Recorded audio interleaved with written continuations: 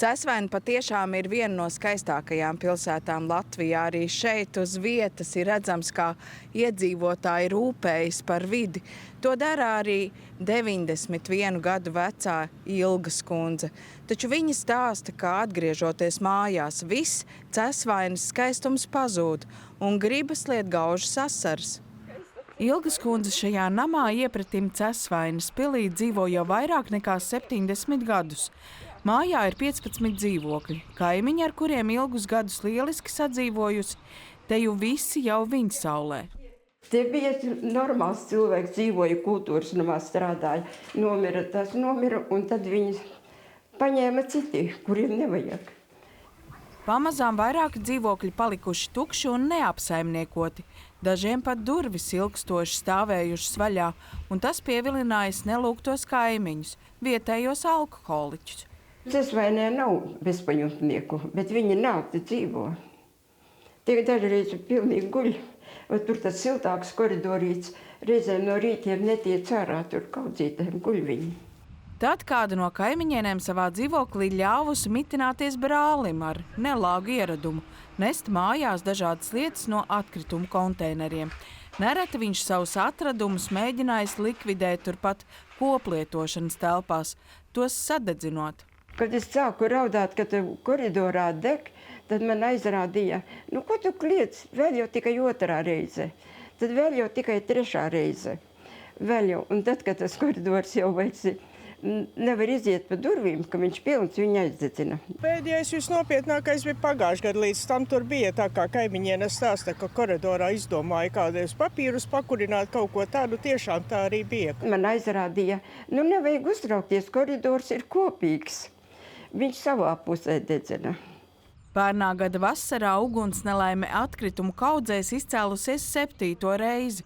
Toreiz glābēji liesmas apslāpējuši. Mantu vācējam pašvaldība sarūpējusi vietu aprūpes centrā, bet Ilgai vēl joprojām jāsadzīvo ar ugunsgrēka sekām. Aizsita visu ciet, lai netiek ne vējš, ne saule iekšā, lai pārvēršas par pagrabu. Un tas pagrabs tagad nāk iekšā jūsu mājoklī? Un šis pagrabs, kas skaitās mums pagrabs, tas to visu pielēja ar ūdeni. Bet tur vēl ir tas ūdens iekšā? Droši vien. Mitrums iesūcies ēkas pamatos, grīdās un sienās. Ilgas kundzes dzīvoklī diennaktīm darbojas mitruma savācējs, taču pelējums tāpat jau ir parādījies. Te visas sienas ir slapjas, grīda stāv slapja. Ne par velti man jākurina katru dienu, visu vasaru, pagājušo vasaru. Šovasar vēl neesmu beigusi kurināt. Mājas vecākais mums ļauj atvērt durvis, kas aizskrūvētas jau vairāk nekā gadu, lai pārliecinātos, ka ugunsgrēka epicentrā vēl aizvien stāv atkritumu kaudze, kas mirkst ūdenī. Ir sajūta, ka tur neko nevar izskrūvēt. Kur izgāja cauri? Jā. Uztaisīsim kundzei ventilāciju. Tagad vismaz tas gaiss te nāk iekšā.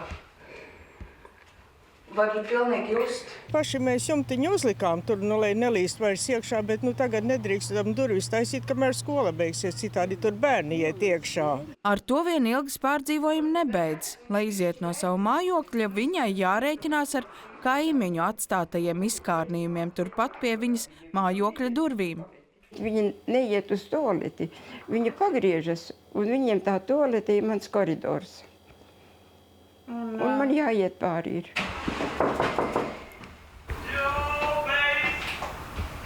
Jums ir jāsauc pašvaldības policija, tā ka viņi tur guļ. Vai valsts policija 112? Es zinu, meiteni tātad policijas, un viņi cik reizes ir bijuši. Arī malkas šķūnīti Ilga vēlētos saremontēt, bet būvvaldē teikuši, ka tad jāremontē arī kaimiņu šķūņi. Citādi tie darbu rezultātā sabruks.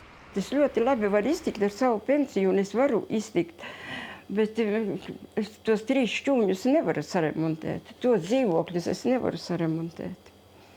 Un arī iztīrīt tos koridorus man jāprasa, ja cilvēki palīgā. Privāti īpašums un tiekat paši galā. Mēs esam bezspēcīgi, neviena iestāde neko nevar izdarīt. Ne policija, ne ugunsdzēsēji, neko. Lai gan Cesvaines apvienības pārvalde atrodas vien pārsimts metru attālumā no Ilgas mājām, par apstākļiem, kādos seniori dzīvo, ierēģiņi līdz šim nezināja. Kundzi tur pazīst un abrīno par viņas možumu cienījamā vecumā, taču reāla palīdzība iespējams sākas tikai šobrīd, ar aicinājumu uzrakstīt iesniegumu.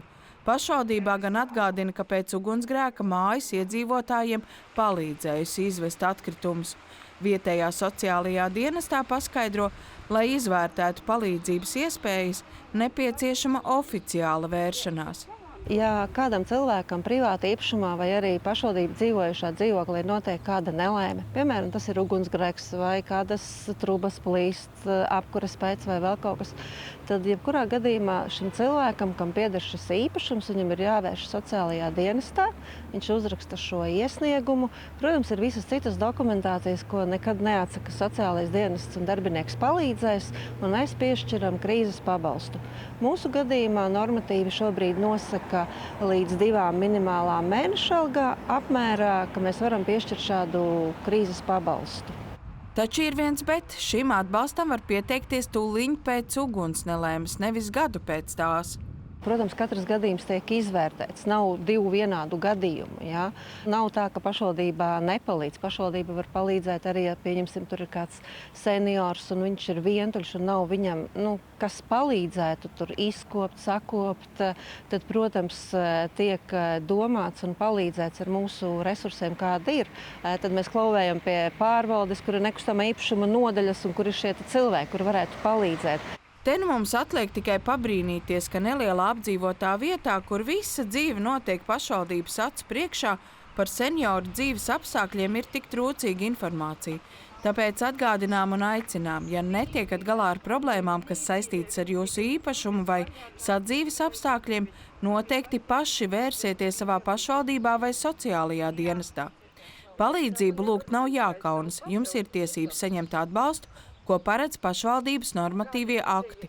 Ja kaimiņu uzvedība apdraud vai būtiski traucē, jāiesaista pašvaldības policija vai jāzvana 112. Savukārt, ja visi ceļi izmēģināti un joprojām nejūtaties sadzirdēti, rakstiet vai zvaniet 4. studijai. Inese Supe, Valdis Lācis, 4. studija.